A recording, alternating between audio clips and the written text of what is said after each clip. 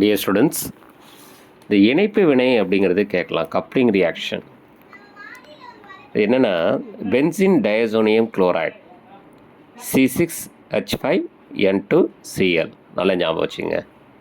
இந்த benzene diazonium chloride கூட phenol சேர்க்குறோம், C6H5OH, இன் ப்ரெசன்ஸ் ஆஃப் காரம் base NaOH at the temperatures of, அவங்க ஈஸியாக ஞாபகம் வச்சுது 0 டிகிரி செல்சியஸ்ன்னு போடுங்க. அதாவது 273 to 278 கெல்வின். இங்கே 0 டிகிரி செல்சியஸ்ன்னு போடலாம், தப்பு இல்லை. அப்போ உங்களுக்கு என்ன ஃபார்ம் ஆகும்னா, C6H5N2, அந்த சிஎல் இருக்குது பாருங்கள், அது ஃபீனாலில் இருக்கக்கூடிய ஹைட்ரஜன் எடுத்துக்கிட்டு HCl போயிடும். அதுக்கப்புறம் இப்போ உங்களுக்கு கிடச்சிருக்கிறது பார்த்தீங்கன்னா பாரா பொசிஷனில் OH, அப்போ பாரா ஹைட்ராக்சி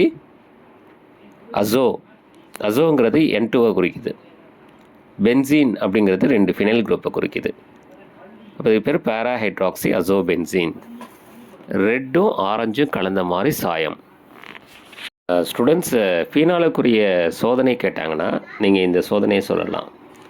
ஃபீனால் பென்சின் டயசோனியம் குளோரைடோடு சேர்ந்து பாரா ஹைட்ராக்சி அசோ பென்சின்னு சொல்லக்கூடிய ஆரஞ்சு சிவப்பு நிற சாயத்தை தருகிறது அப்படிங்கிறத சொல்லலாம்.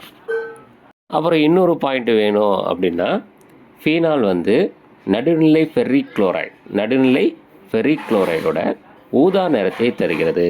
இந்த 2 பாயிண்ட்டு நீங்கள் சொல்லிக்கலாம் ஃபீனாலுக்குரிய சோதனை அப்படிங்கிறதுக்கு. சரிங்களா?